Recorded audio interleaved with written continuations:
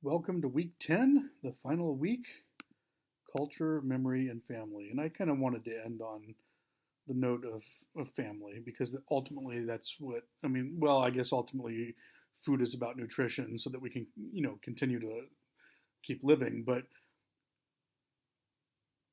the bonding that we share with family over food and the cultural background and the memory that kind of plays into really is quintessentially what makes food such an enjoyable experience above and beyond the taste. Now we have been kind of talking about culture all along, so this is just kind of adding to that. But memory and family are kind of new. So I want to talk about rituals. Rituals are a big part of our culture. They're about our collective memory and how, as a culture, we preserve the past and preserve some of the values of the past and do so in a public fashion, often with family and friends, sometimes in more um, public settings that involve strangers too. Some of these are religious, some of these are um, involve holidays, other are more secular in nature. So here we go.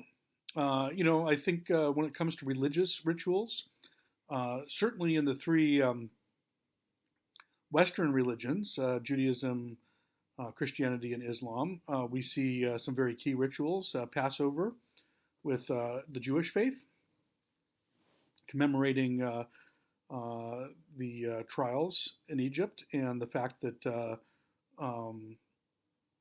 in the book of Exodus, the the plagues that were troubling Egypt, culminating in the death of the firstborn sons for those who did not make the mark in lamb's blood on their door.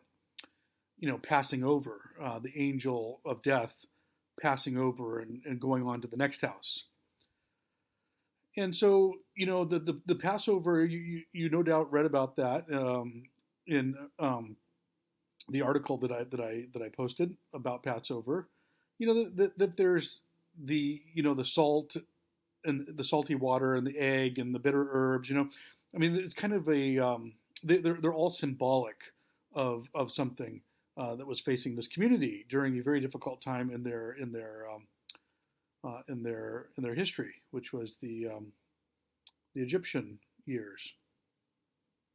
Living as second class citizens in this sort of empire that was Egypt at the time.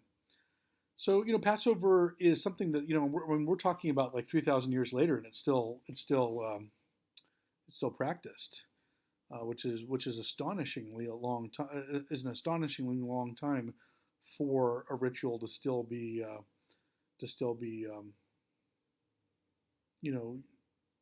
turned to as a source of strength and solidarity and cultural solidarity on the part of a remnant population. There's another one in Christianity that we're more familiar with, I think most of us, called communion. And, plays out very differently with different Christian groups.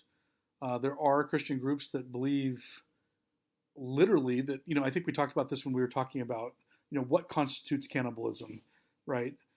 Cannibalism seems like it's a fairly simple term, but it's a lot more complicated than you might think initially. So we talked about this about 3-4 weeks ago. But it is a food ritual. Okay, it's a ritual of bringing Jesus Christ into your life. That's actually in some belief systems literalized in the consumption of, and in other Christian faith rituals, it's more of a symbolic act. This is my body, this is my blood. Unleavened bread and wine, or grape juice, as the case may be. Grape juice and wheat thins. In some faith rituals, it's purely symbolic, and in others, it's not. But it's still in both involve the incorporation of food. Okay. And both of these go back 2,000. This is still done, and it's a 2,000-year-old ritual. That's astonishingly long time. Okay. Same thing with Ramadan. you know, doesn't go back quite as far, but it goes back 1,000 years or so. So you're talking about like 3,000, 2,000, and 1,000 years. It's astonishing. Ramadan's a little bit different. It's actually more like the Catholic religious food ritual called Lent, where it's actually about sacrifice, giving something up. It's less about the food that you're eating and more that you're denying yourself throughout the day. During Ramadan, the 3 weeks or so that Ramadan's interesting because everything migrates a little bit. There's laws regarding Easter and laws regarding Passover. That those dates kind of migrate usually in the spring. Ramadan migrates throughout the year. Over a certain number of years, it kind of goes all the way through the calendar.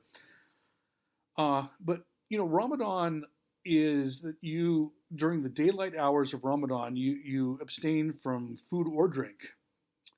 And so, imagine going the entire day without drinking any liquid. Imagine doing this in the Middle East where it can be very, very hot. Particularly if Ramadan's in the summer. So what Ramadan tends to feature is two things. Number one, people get up early and eat a big meal and drink a lot, just so that they're well hydrated before it turns light. And then you wait until it's dark. And the way that you know it's dark is you wait until you see the third star. Okay? And it's an opportunity to sit around. And I've been to a Ramadan one time in Riverside, actually. It was kind of a fascinating, fascinating experience. People were sitting outside and, there's light pollution in Southern California and there's smog, and so we had to wait a little bit longer. And also if it's overcast, you just kind of understand, okay, it's time. But, it's a time to be sitting back and just kind of outdoors and looking up at the sky and talking and, things of that nature. But Ramadan and Lent, incidentally, which is you give up meat, and you might decide you're going to, sort of like a New Year's resolution, but during a very specific, with a religious connotation, it's about sacrificing a part of your day to demonstrate fealty to God. Okay, it's a real religious ritual, and so is Passover, and so is communion. We're going to talk about some more secular ones that did have an original spiritual, if not religious, component, but these still do. Okay, fasting rituals, and there are fasting rituals in Native American, with this discovery of the shaman, the spirit animal. Okay, not undertaken nearly as much anymore, but certainly. Very, very commonplace, upon European settlement and eventually conquest of the New World. There are some festivals that are still very, very common. One called the Green Corn Festival, which signaled, there's a lot of agricultural, a lot of rituals come out of an agricultural, it's not that surprising that a lot of the rituals are in the spring. Okay. And maybe in the fall. Sort of like spring and then sort of mid to late summer. It's about planting and about harvest. Okay, because these were such key moments that if you didn't have a good planting, you might have famine. If you didn't have a good harvest, people might starve. So a lot of the sort of the sacrifices to the gods took place, that wasn't happening in like midwinter. Well, actually it was, I lied. There was the sort of the winter solstice, and we'll talk about that when we talk about Christmas. But they tended to be at specific times of the year that are very predictable from the type of, existence that they led in systemic agriculture. And one was the harvest, the planting and the harvest. Green corn ritual, green corn is early young corn. It's going to be more in the spring, late spring. Animal sacrifice, religious rituals. Of course, there's also human sacrifice too. As I like to point out, it's the only sacrifice that you can prove actually works. Because when you're sacrificing animals and you're sacrificing food, you're actually sacrificing resources. you're taking your resources down, and your mouths are still the same. Your consumers are still the same.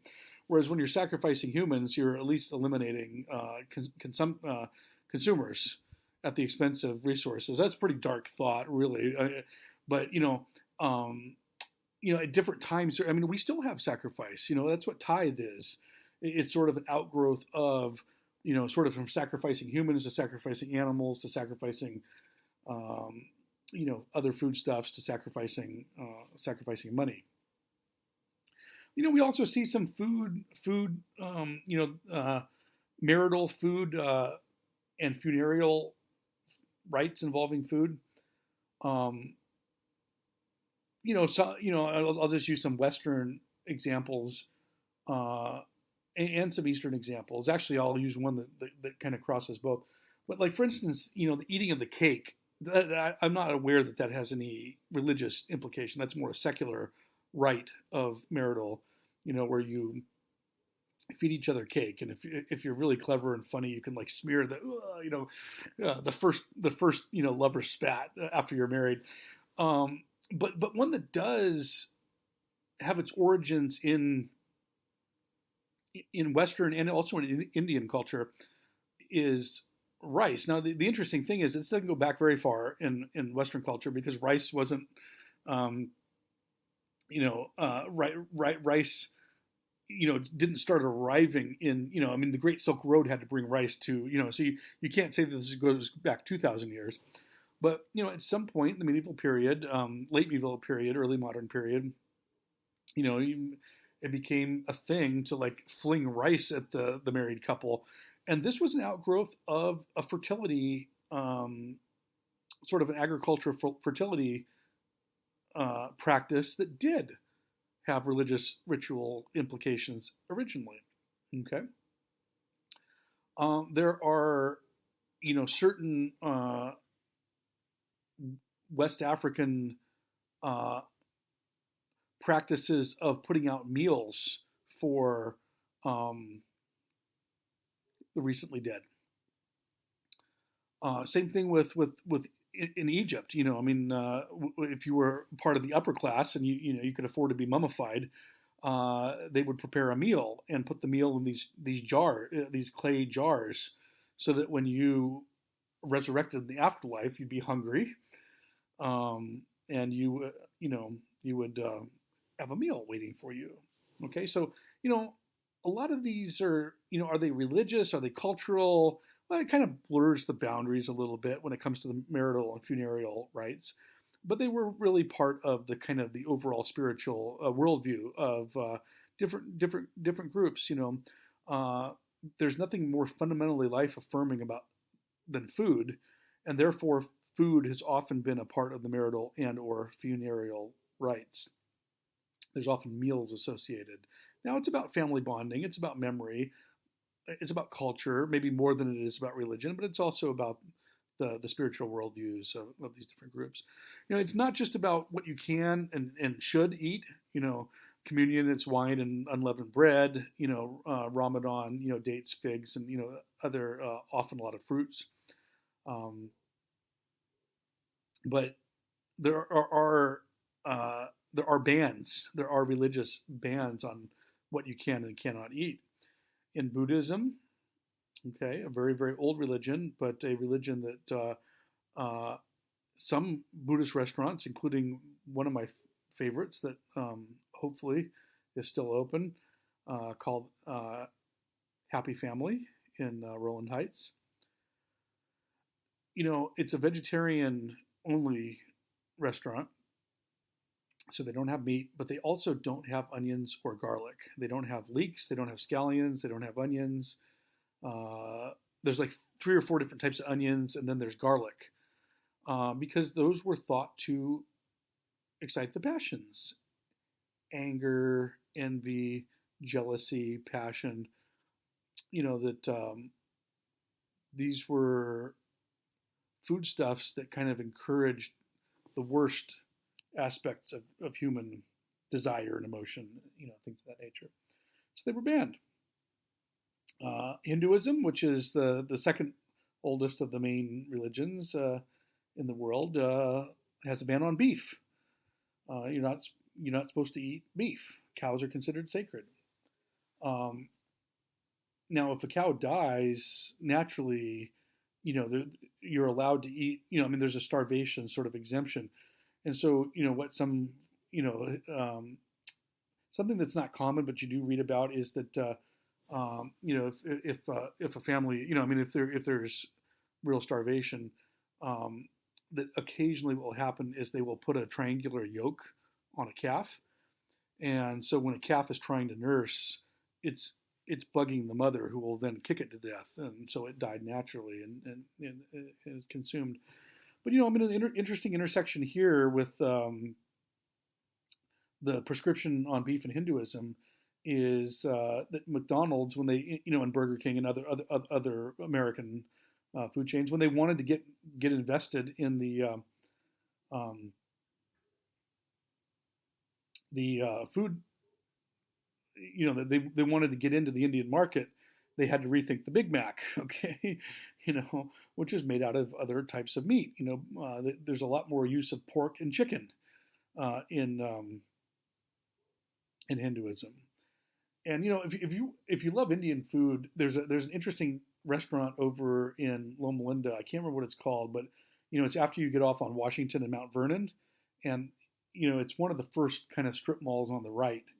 Well before you get to Mountain View and Loma Linda and Ritchie Canyon Road. And the first time in there, I kind of did a double take when I looked at the menu, because everything was pork. Or sorry, no, everything was beef. It's like, what? Well, it's because it's a Pakistani restaurant. It looks, the menu, you're ordering dal and, naan and stuff like that, and I thought it was just another, Indian restaurant. But, very quickly I figured out that it was a more Islamic, Pakistani restaurant. And so they're not going to have pork on the menu. They're going to have, they're going to have beef instead. And so that leads us to pork, which is a prescription that is shared particularly between Jewish and Islamic, and then in some Christian groups, such as the Seventh Day Adventists. Okay, and there's a discussion in the Old Testament that sort of prescribes pork. There's different theories as to why. Okay, why beef in Hinduism and pork in Western religions.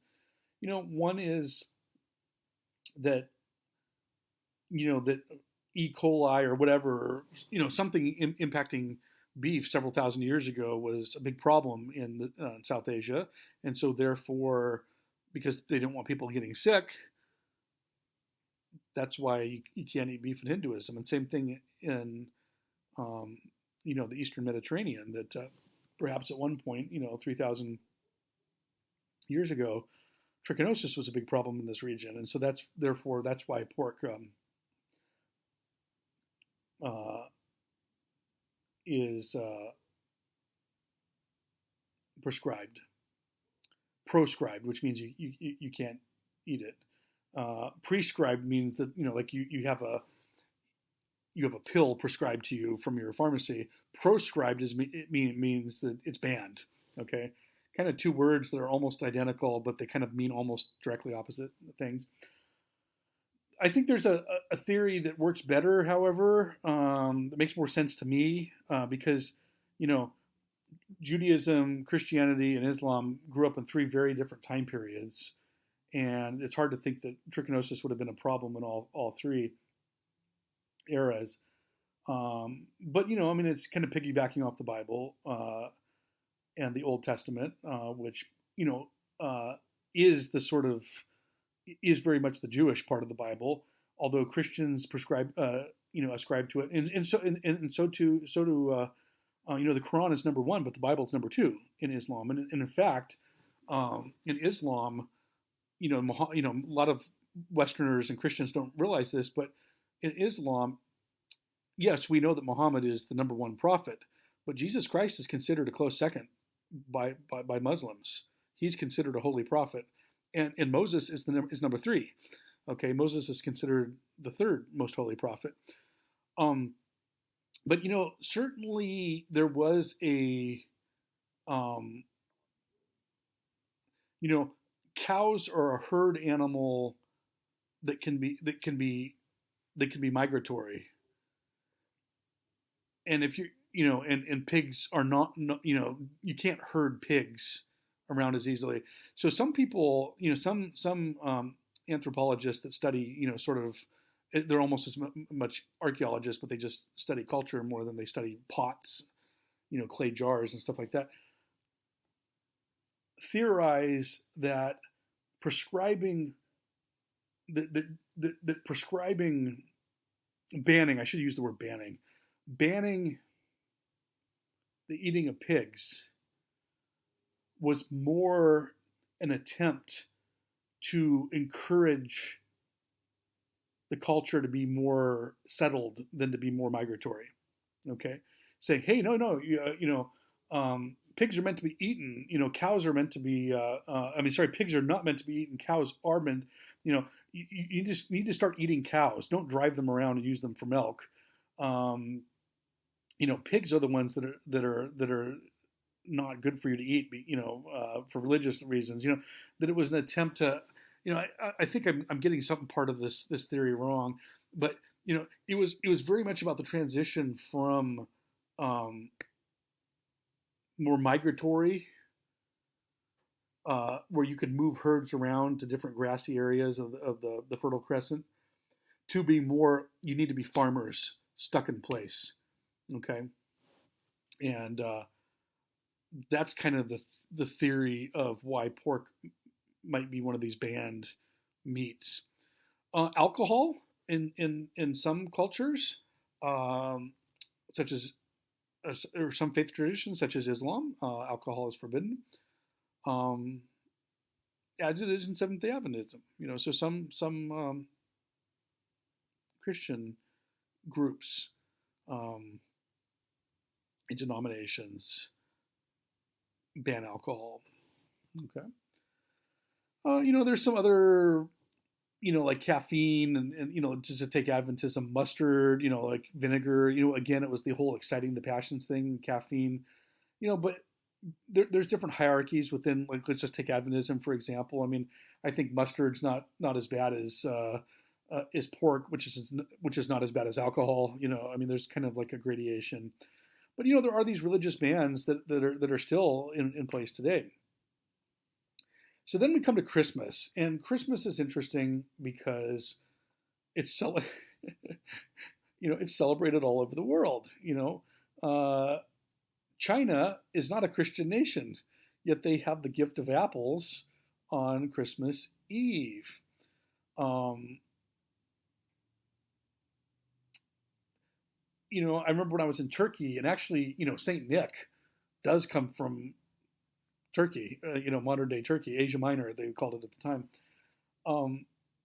I was there over Christmas one time, and I mean, the people wandering around dressed as Santa Claus, trying to sell you stuff. I mean, there was like celebrations going on Christmas Eve and on Christmas. It was very instructive. I mean, Christmas has become kind of a de facto kind of world holiday.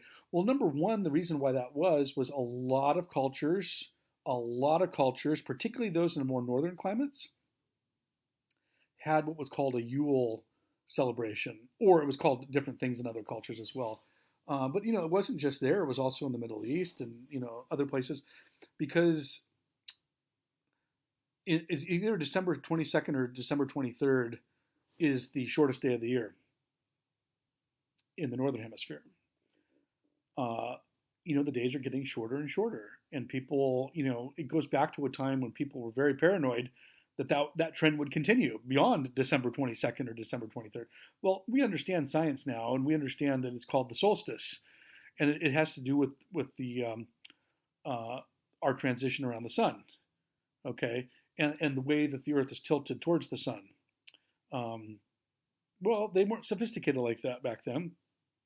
All they knew was that the days were getting shorter and shorter up to, late December. And so at that point, you needed to have a religious ritual in order to convince the gods to give you the sun back.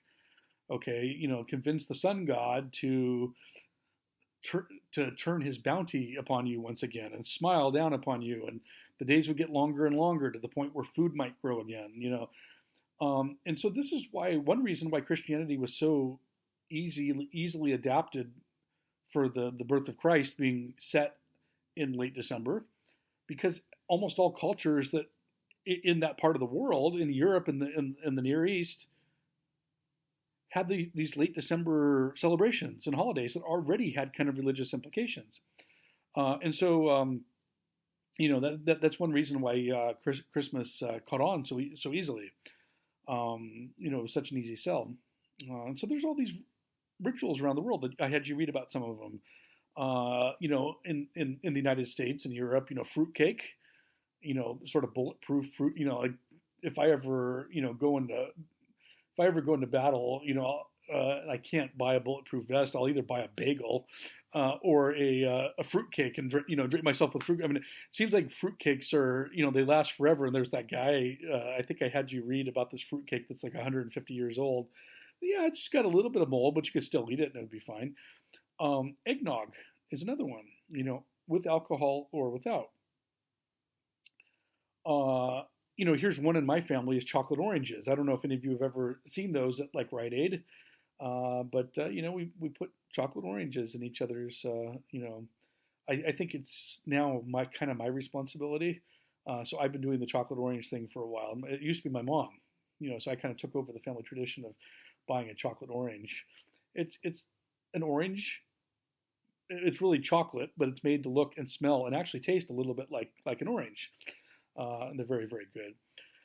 KFC Christmas in Japan, which was the brainchild of a Japanese marketing exec who worked for Kentucky Fried Chicken and was trying to figure out how to make Kentucky Fried Chicken catch on a little bit more in Japan. Now it's a huge thing in Japan. People line up to sign up for a lottery. I actually think now it's a little bit easier.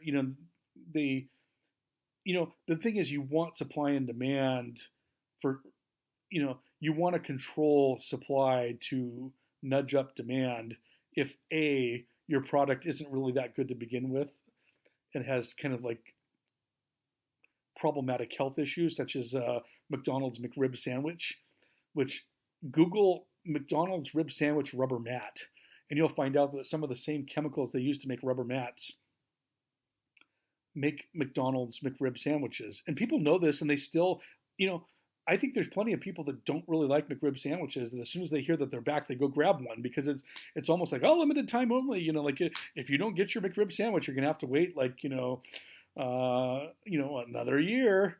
So they're not that good. They're not that healthy. People don't seem to like them all that much, but people still buy them. And I think now they do a better job at matching the demand for chicken to, but you have to sign up 3 months in advance sometimes for KFC Christmas in Japan. And at one point they even had a lottery system, like a few years ago, 5 years ago. You had to sort of sign up and hope that, you were one of the 15% that actually got the call that you were going to get Kentucky Fried Chicken Christmas pack. You show up the day before Christmas or the morning of or whatever and pick up your family pack. And that is the ritual, the Christmas ritual in Japan. That's the Christmas ritual of note, is that you pick up a Kentucky Fried Chicken pack. It's kind of very interesting. And this is another moment of, it's not just culture, but globalism. The Kentucky Fried Chicken, which is kind of on the decline a little bit in the United States and has been for quite a few years.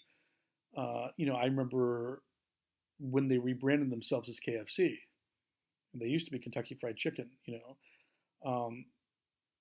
and there were three theories behind it.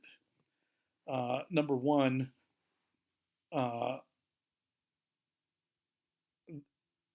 one that doesn't make any sense is that, they didn't want to be associated with Kentucky because it's kind of rural and backwards and whatever, The other one was probably the correct one, was that it was fried. Okay, so we want to distance ourselves from the practice of frying everything. And then the third one, which is also doesn't make any sense, but this is the one that everyone wanted to believe, it wasn't about the Kentucky, it wasn't about the fried, it was about the chicken. That that they had been caught using so much rat meat in their chicken that they couldn't legally continue to refer to themselves as chicken because technically they were over the percentage of what you were able to. You have to have a certain percentage of meat to be able to, like for instance, meat at Taco Bell, ground beef has a lot of emulsifier and wheat, and actually wheat germ in it. And they have to be very careful not to go over a certain point, otherwise you cannot refer to it as ground beef. So, I mean, I'm sure it was a fried thing, but Kentucky Fried Chicken was kind of, really kind of on a downslide. But they've really, are on the upswing in Japan. Polish wiglia, sort of a stew that's consumed at a specific time. Steamed sheep's head in Norway was another one that kind of stood out to me. Pozole in Mexico. I think it's all often consumed also on Sundays, if I remember correctly, or is that menudo, or maybe it's both.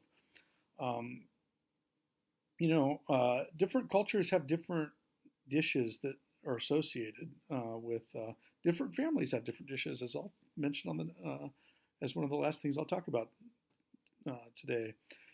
But an interesting one is shrimp in Australia, and you might wonder why shrimp.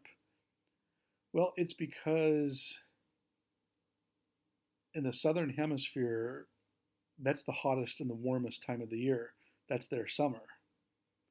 When it's summer in the northern hemisphere, it's winter in the southern hemisphere, and vice versa. So, December 25th is barbecue weather. This is where you go hang out and play frisbee, and just have a great outdoor meal on Christmas. Not something you're going to be doing in Minnesota on December 25th, but in Melbourne, Australia, you have a barbecue, and so throw another shrimp on the barbie, right? That's what Australians are known for, is barbecuing shrimp, and so barbecued shrimp is sort of on the menu and has become culturally associated with Christmas in Australia.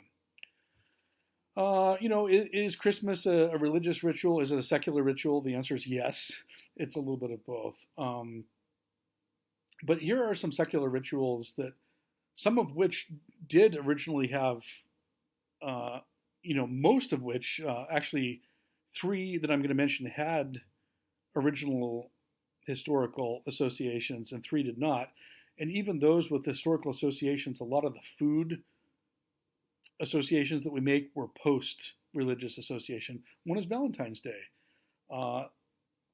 This did originally have a historically religious association with St. Valentine's. However, the association of candy and those little hearts, those little like flirty hearts, chalky hearts, flirty chalky hearts, some of which might be inappropriate in the modern context. Those are well after the St. Valentine's association of an actual saint. Okay. Same thing with Halloween. Halloween was the October 31st was a sort of more of a reaction to a religious holiday on November 1st, All Hallows Day. Also a day when saints were commemorated. And so Halloween was it was almost like a mini Mardi Gras, a release of tensions before a day of religious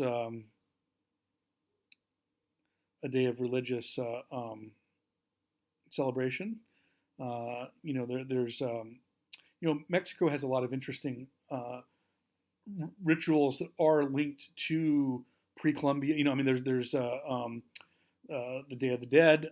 There's also some political holidays, Cinco de Mayo, but there's also an aspect of celebration as it's kind of blowing off steam either before or after. That's what Mardi Gras is all about too, in New Orleans. And it's similar to Halloween. Halloween was kind of a celebration where you kind of, the night before, you dress up and, you kind of let out certain pent up pressures, and then the next day is a religious holiday. Well, today we associate it with candy. Okay, well that comes after the religious association. Same thing with Thanksgiving. Thanksgiving no longer has, I mean, you're thankful for things, and you can thank God, but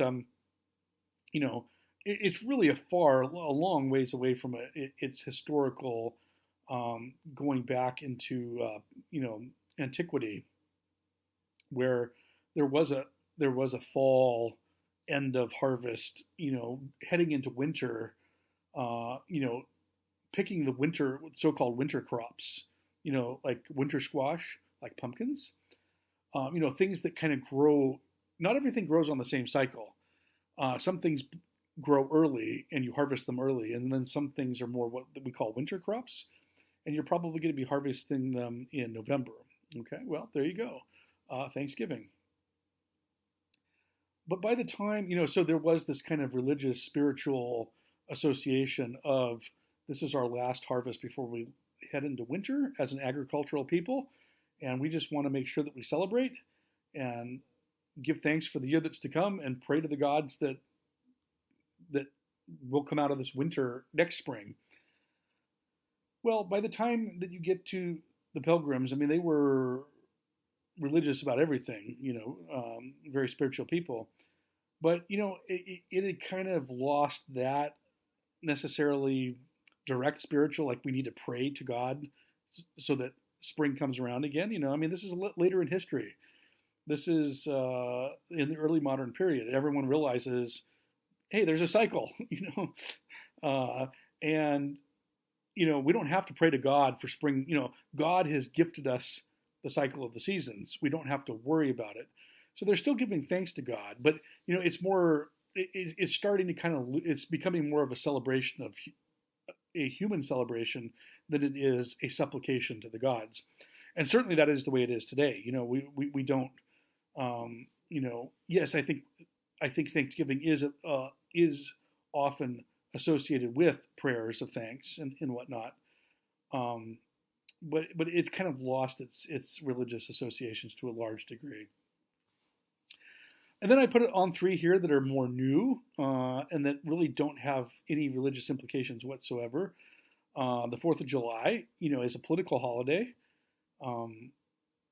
celebrating the signing of the Declaration of Independence and the breakage with the Old World, and particularly England, and the birth of a new political entity. Pi Day, I didn't realize this. There's actually 2 Pi Days. There's, I think it's the International Pi Day is March 14, because 314, which is pi, very clever. But there's also like a National Pi Day, which is like sometime in January or something, which is kind of bizarre. But that's a kind of a testament to our love of dessert and our, someone very clever thought of it. This, when I was in college, this wasn't a thing. And now, there's always, people talking about Pi Day. And here's another one that's even more limited. This is probably never going to catch on, May 4, Star Wars Day, May the 4th be with you. There's an ebb and flow. One of the biggest holidays that I celebrated when I was a kid was Columbus Day. Okay. You dressed up as pilgrims, or Indians or cowboys or, it was a day of dress up. It was a day of, we also dressed up in Thanksgiving as well as either pilgrims or Indians. Well, 2 things. Number one, there's greater, we live in a time of greater understanding of cultural appropriation and the sort of denigration that does to particularly ethnic minorities. In the case of Thanksgiving, dressing up as an Indian, when I was a kid, the theory was this was being progressive and liberal because you're paying homage to, when in reality today we have a little bit more of a refined understanding of what that does, and it really is kind of an appropriation of someone else's culture, which is a sort of another way of dominating them. Well, Columbus Day is a little bit more complicated, and the reason it became such a powerful, in the 20th century, it was a really big holiday. It was because of the growth of Italian American immigration to the United States, and when I was, it was a holiday. You didn't even go to school. I mean, it was if school started early enough, because I think it was in September. Like, I can't remember exactly when it was, but it was a real holiday. Well, we now think of Columbus Day as a celebration of not just the discovery of the United States, but also the initiation of wide-scale, systematic genocides of the indigenous people living in the New World. Okay, some of it sort of unintentionally through the unintentional passage of disease, although sometimes it was intentionally passed, such as when smallpox-laced blankets were given away as gifts. But there was very much an intentional aspect of the genocide. In fact, there's a book called The Other Slavery, written by, I think he was a Spanish, maybe, historian, who went back and looked at a lot of records and a lot of primary texts from the 17th century.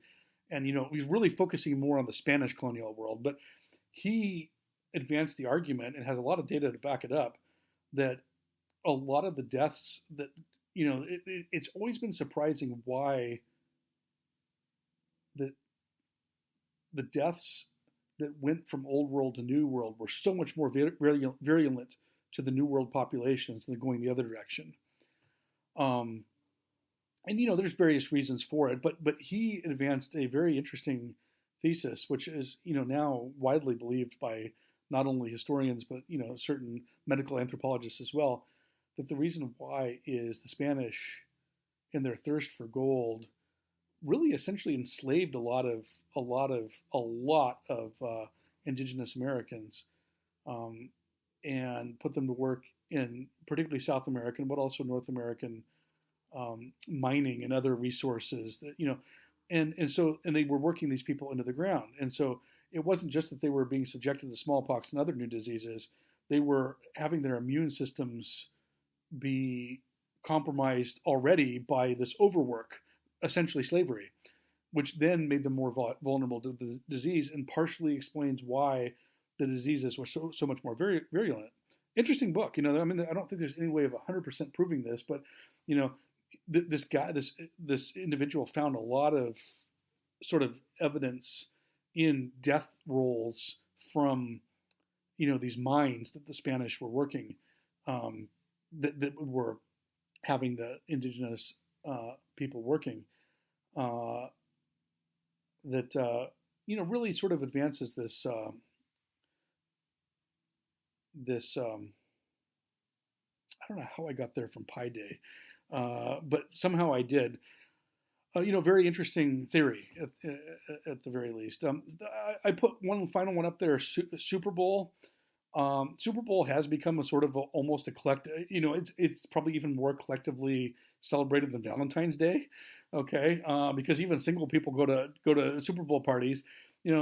You can really track a couple of food items. More avocados are sold the week before the Super Bowl than at any other time in the year. More pizza is ordered than on any other day. It really is kind of an example of a modern food holiday that has no religious ritual whatsoever. Cultural preservation, high teas in the Commonwealth, which is interesting because it really is preserving less British culture and more British imperial culture, because where is our teas from? Where is the chocolate from that where is the lemon from that you're putting in your tea? I mean, a lot of what we see in British high teas are not originally from the British Isles. Certainly honey is, certainly scones are, but chocolate is from West Africa, and a few other locations, but that's where they would get their West Africa. The sugar that they put in their tea is going to be from probably one of their colonies in the Caribbean, which became a big sugar cane producing areas, and the tea is going to be from India or China. So, what exactly are you preserving when you're preserving a high tea? In one sense, it is a celebration of the British dominance of the world and the strip mining of other locations of the resources. Yet at the same time, it is a celebration of the British Commonwealth, and the fact that a lot of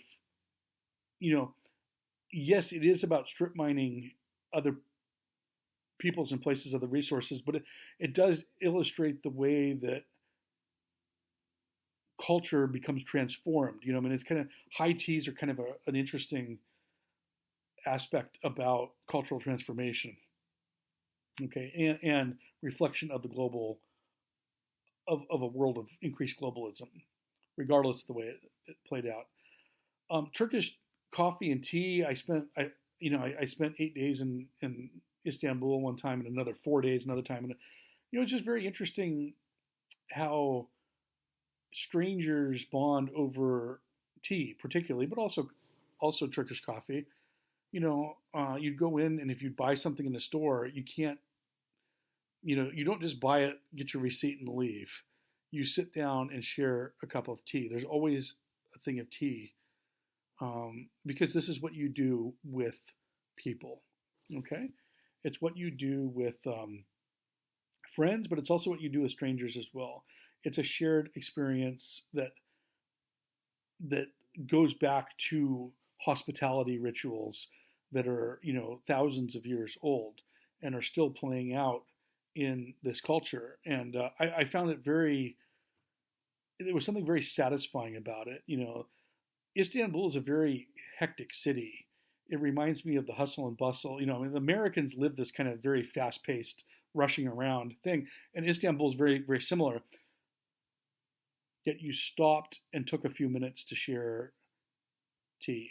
Okay, I'd be like on a boat going up the Bosporus, and somebody would walk over to me from the boat, that was working on the boat, and would, didn't know a lot of English, but would say, "Thirsty?" And I'd say, "Sure." You quickly learn that they were just wanting to kind of chat a little bit, and it was kind of an interesting culture, and I hope that never leaves.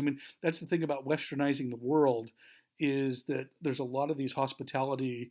We have different hospitality rituals, but this is one that you hope never gets lost, because it is such a interesting one. And one in Japan is sake, which is not tea, but a type of rice wine, very potent alcoholic beverage made from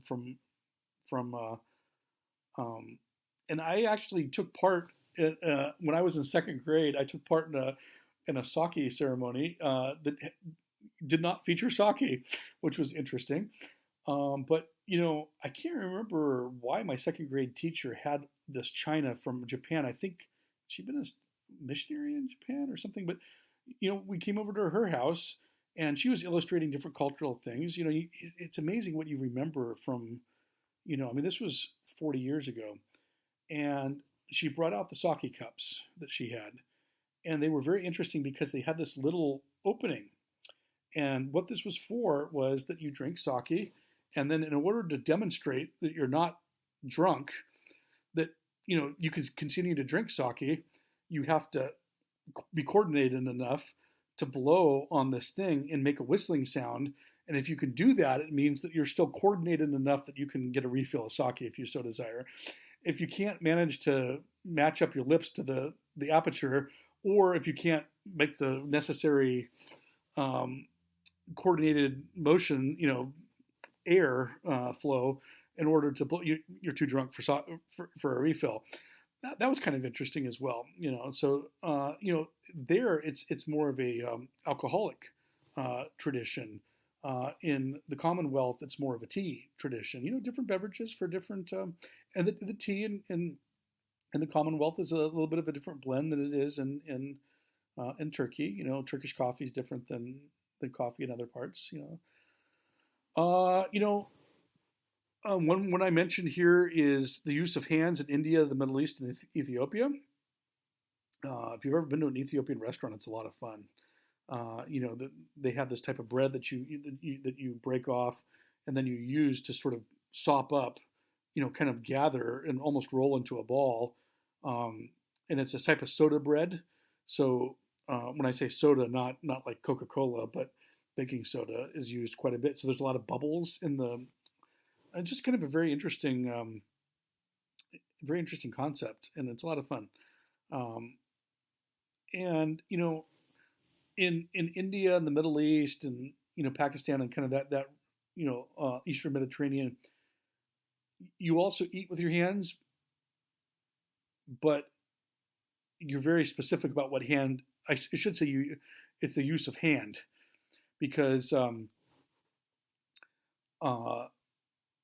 you use your right hand to eat and your left hand for ablutions, bodily functions. You don't you one's for more social. Hold hands with people, but you can't hold hands. It's hard to walk along holding right hands. Because you'd have to reach across the body. So what I don't know if you're gonna be able to see this. One way you can hold hands if usually the adult will go on the left and will hold their kids left hand, but they won't hold it like this. They'll hold it like this around the wrist. They'll put their first and third, their thumb and their middle finger around like this. And it's the same reason why you eat with your right hand, because your left hand is unclean, used for unclean things, and your right hand is used for clean things, including eating. And then I put something on here at happy hour, and that's just to show that cultural preservation is not something that's necessarily hundreds or thousands of years old. It could be something that's kind of a product of a more recent era. In the United States, happy hour was after 5 o'clock, sort of like from 5 to 7 or 5:30 to 6:30, 5 to 6. And, this had very gendered aspects to where, the women were sort of at home and the men were out at work. And the men would before going home for a meal, would go out for drinks and socialize. And, it happy hour, most of us today think about it as an excuse to get, this is how we can get cheap appetizers at TGI Fridays or half-priced appetizers at, wherever. But it really did have a sort of a gendered exclusionary dimension to it, which was that this was where sort of men went to kind of, broker power agreements and, be exclusionary and kind of have an old boys club before, that women were largely excluded from before going home. And that kind of transitions us into talking about gender. There's historically, who shops, who cooks, who cleans up has been more female than male. That this is associated with more domestic, obviously, because it is more of a domestic thing. And domestic chores have been more associated with women historically. But it is changing. It certainly is changing and becoming more gender equitable. But we still see it in a few places. I mean, I kind of get offended a little bit, but I never say anything. But this sort of like, okay, we're gonna start with the. I think it's just best if you start here and go around. That's more gender blind. But it's a respect thing. I understand, but there is an aspect of being a little insulting when you hold a door open for a woman, but not a man. Like, okay, a man is strong enough to open a door, but a woman's not. I hold, my way of doing it is I hold a door open for whoever's coming after me, regardless of if they're a kid or an adult or a man or a woman. But we still see these kind of things that, in one sense, are aspects of quote unquote chivalry, yet other people see it a different way, myself included, that it is kind of a remnant of this kind of strict gender division that we're kind of trying to do away with. But the ladies ordering first at a restaurant is kind of a holdover of that. So is the pouring of wine. When wine is poured, this is where I would ask you, who gets the wine first? You'd say, oh, the woman. And the answer is incorrect. Wine historically is poured, the man gets a little bit, tastes it, says it's okay, and then the woman gets the full, and then the man gets the full. And the reason why is to protect the poor, helpless woman from the fact that there might be little pieces of cork in the first little bit that's poured. So, the big, strong man gets the cork. Because when they uncork the wine, sometimes a few cork shavings will get in it. They float. So that's why you pour just a little bit of wine into the man's glass so that he can taste it, approve it, because women can't approve of wine. Then she gets the full thing because you serve ladies first, and then you go back to and fill and top off the man's glass. Again, it's this thing that was at one point viewed as a respect thing, and some people still do respect that, but kind of in an age of more gender equitability, is a ritual that does kind of have unfortunate implications in regards to how women and men are viewed. There are food stereotypes, I think, the point was made when it comes to beer niche marketing that, that's kind of more a thing of the 80s and 90s. And it kind of was, and maybe even 2000s, but, it's less the case than it was. But there are definite associations of, it used to be that, salads were marketed more towards women, and, weight loss was weight loss products and, things of that nature, whereas men like steak and potatoes type thing. Swanson, whoever did the TV dinners, by the way, did a fantastic job of the food presentations. It was one of the best. But, they talked about the hungry man line. They don't call it the hungry woman line, okay? It would be kind of bizarre for, we don't even think twice when we think of hungry man. There's different gender, there's less than there were 20 years ago, certainly less than there were 40 or 60 years ago, but there are different gender kind of stereotyping that is employed in how foods are presented, who they're marketed to, that type of thing, gender-based marketing. There's also kind of stereotypical figures. Who do you learn? You learn how to cook from your grandmother, from Nana, or Abuelita. When in reality, men cook too. But it's going to be in a movie. It's going to be the grandmother. It's not. Maybe the mother teaches you how to cook, but it's often the grandmother. And grandmother knows how to cook better than mom. Because she's older, she has more experience and practice. When in reality, I've always thought that there's pretty much an equal amount of good cooks and bad cooks in just about every generation, from what I could see.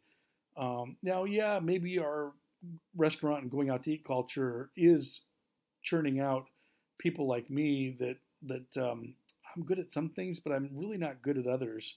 I'm better at baking than I am at cooking, for instance. I'm pretty good at baking actually, but well, that's because it's a lot less, it's a lot more, okay, put in, you don't try to ad lib when you're baking as much as you do when you're cooking. I don't have the sense of how to ad lib correctly, and I'm going to add a dash of this. And, my mom and my dad can just kind of start with a rough idea and make it taste good, whereas with me, I kind of need more and so I do worry that our going out to eat culture, starting with my generation and moving down to years and beyond, that we are generations that know how to cook a little bit less than our those who went before. But there is this kind of stereotype that the older you are, the better of a cook you are, and I don't think that's necessarily true. The final couple that I put on here are kind of related. There's the whole "make me a sandwich" theme, which really is a sort of reaction against gender progress that was made during second wave feminism. That the "make me a sandwich" meme is really all about a woman's places in the kitchen, and that really resonates with the Nazi views of women. The Nazis said women are good for three things, basically: Kinder, which was kids, kindergarten, kids, your job is to make babies and take care of babies. The other one was is it Kuche, Kuche, or maybe there's an R in there somewhere. Well, church.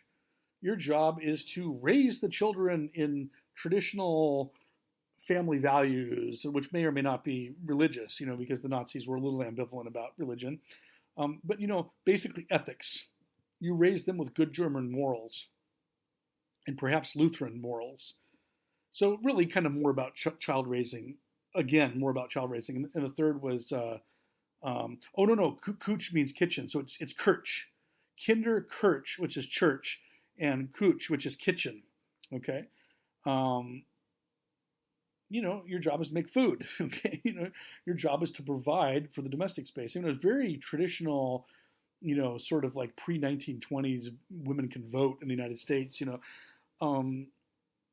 and this make me a sandwich theme is uncomfortably similar. Okay? So, the whole make me a sandwich thing is very much a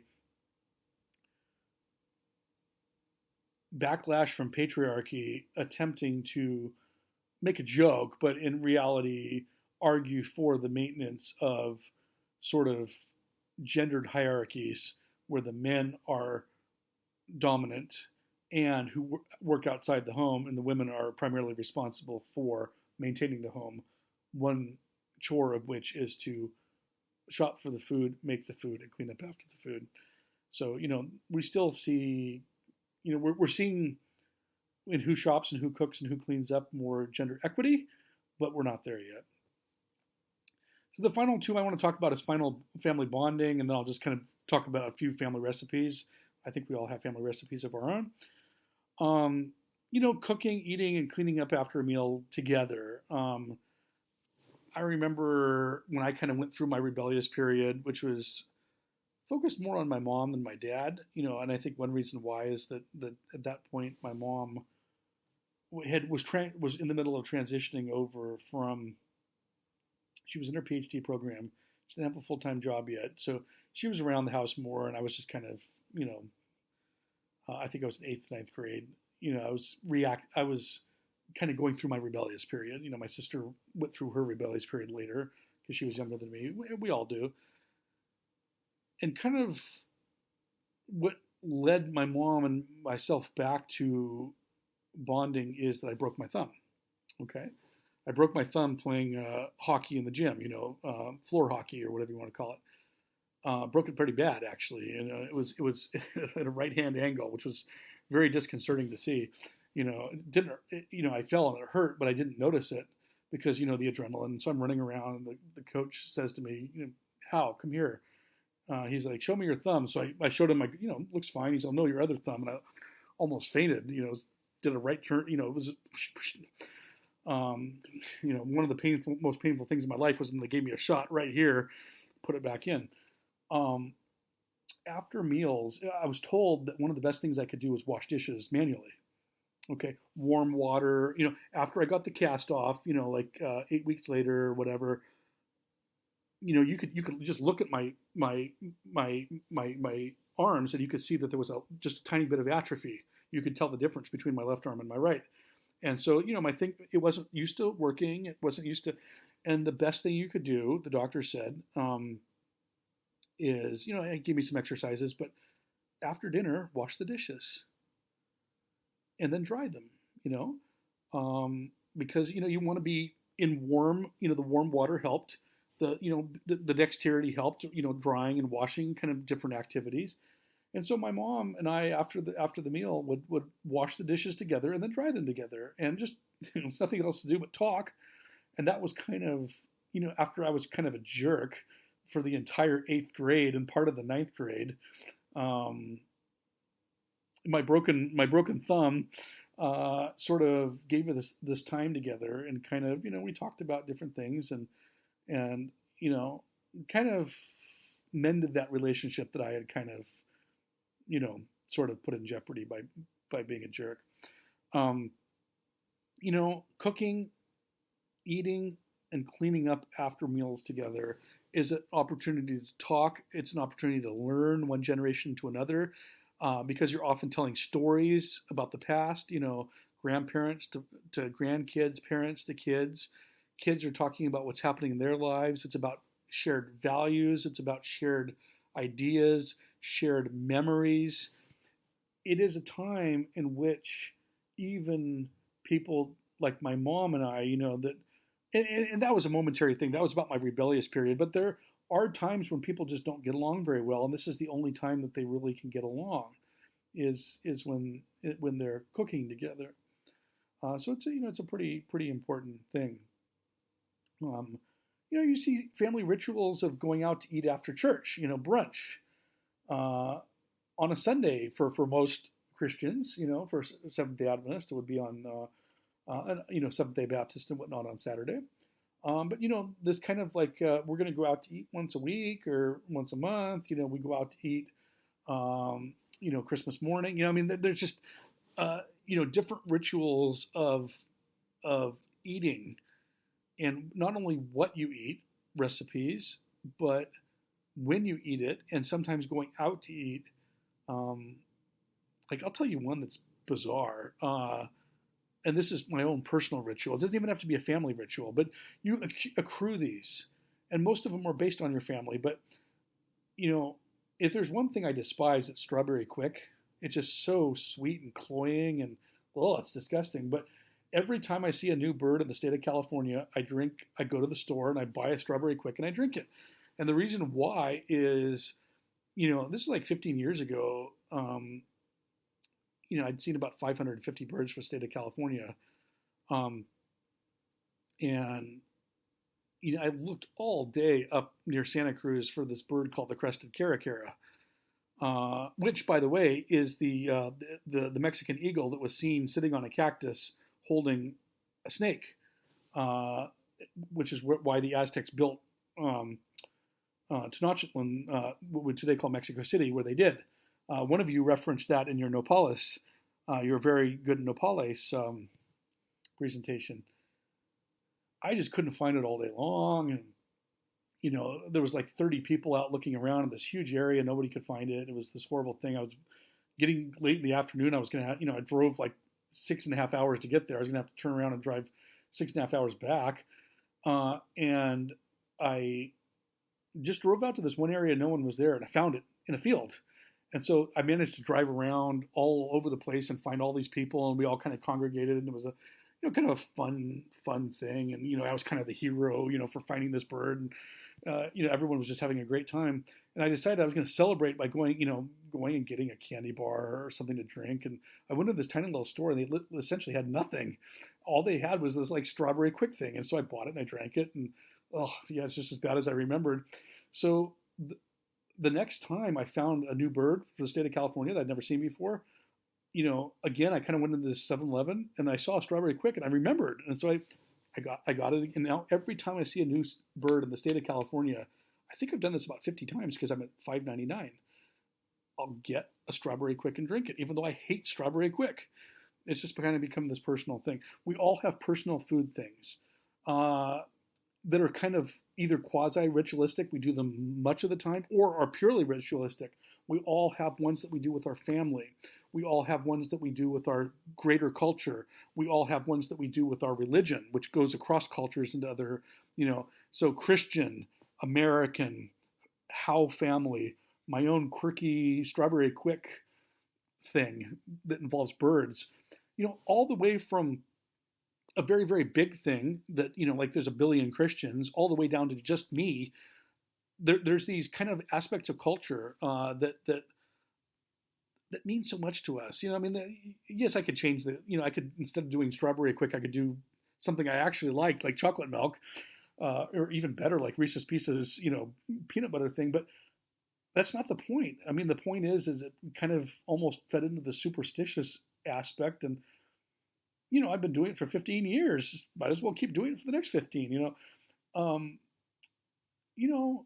some go back thousands of years, others only go back a few years, but they kind of give structure and direction and meaning to our lives. And, they're invested in food, which is something that's very basic and fundamental. Potlucks, which is where sort of like a Sunday brunch, except for you don't go out to eat. And it's not just your family. It's, more a community thing. Everybody brings something, and, the sum part of the food gives you a very big diversity of the food. And, family bonding over holidays as well. And, all holiday, you probably have a very different Christmas food way of doing things than my family does. And, we all have a slightly different version. Same thing on Thanksgiving. There's probably commonalities. Turkey's probably consumed, but you probably eat it in a different way and at a different time. And there's different rituals that you kind of sprinkle into these holidays that match up your family and your cultural background and your memory of your own history. Just some family recipes, and I think you'll see that there's a little bit of a very different. There's Hungarian noodles. I have no idea if they come from Hungary or not, but it's a sort of like a stroganoff. No, that's not the stroganoff one. This one is sort of more of a cottage cheese, but it has like cornflakes. I think it has some Hungarian, like more Eastern European spices. It's quite good. It has some noodles in it as well.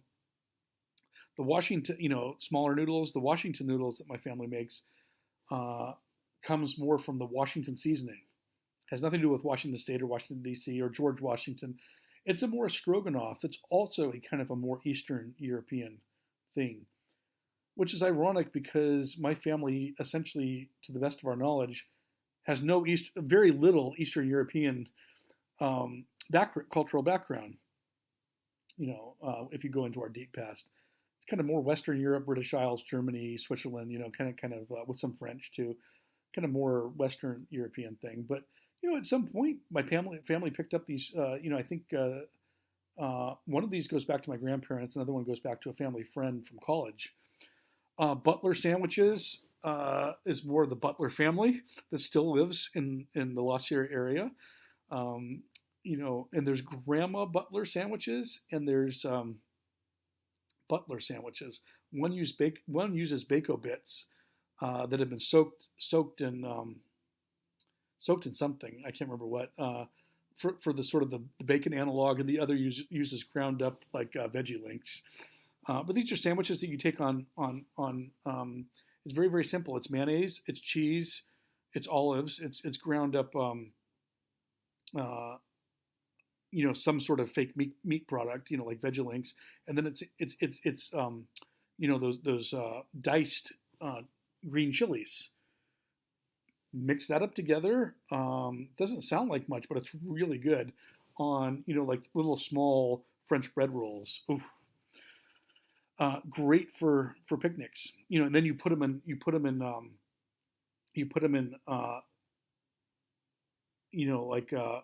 tin foil and warm them up so that it kind of melt all the cheese and melts. You don't heat them for too long because there's mayonnaise in there, but just enough so that they're warm and it's great. Potato soup, a lot of different types of potato soup, but my family has, my mom's potato soup is the best. I will accept no arguments on that. So you may have potato soup that you like, but I'm sorry to break it to you, it's the second best. Well, actually, no. Yours is the best for you and your family because it's the specific, potato soup that you grew up with. Cheesy chicken, which is sort of there's the sort of the age of quick cooking and microwave and things out of cans, but it's you basically melt some processed cheese in a can of tomato soup, not tomato soup, mushroom soup, and you can use celery too if you want. It's not as good, and a little bit of spice of some sort, and then just dump it over rice. It's just so quick and so easy, and it's sort of like almost like something that could have been out of the Great Depression or something. It's surprisingly good. Probably not that healthy for you, but a lot of our favorite foods aren't necessarily the healthiest. They're just something that's quick and easy to make. Same thing with cherry chocolate cake was the first thing we learned how to make in the microwave. It's a chocolate cake that involves cherries and cherry yogurt. It's very easy to make. It doesn't always turn out very well because, sometimes it's almost more like like you're eating like pudding or something, but it's very, very good. And then biscuit cake, which is what the ritual is in my family for one of the Christmas rituals. They don't make it every. There's kind of a rotation of desserts, so probably we only get it once every third year. But it's my favorite. And what biscuit cake is it's an old holdover from what you did with old cookies in England. Is that you took old cookies and you added some stuff to them and to create a new dessert, with kind of stale cookies.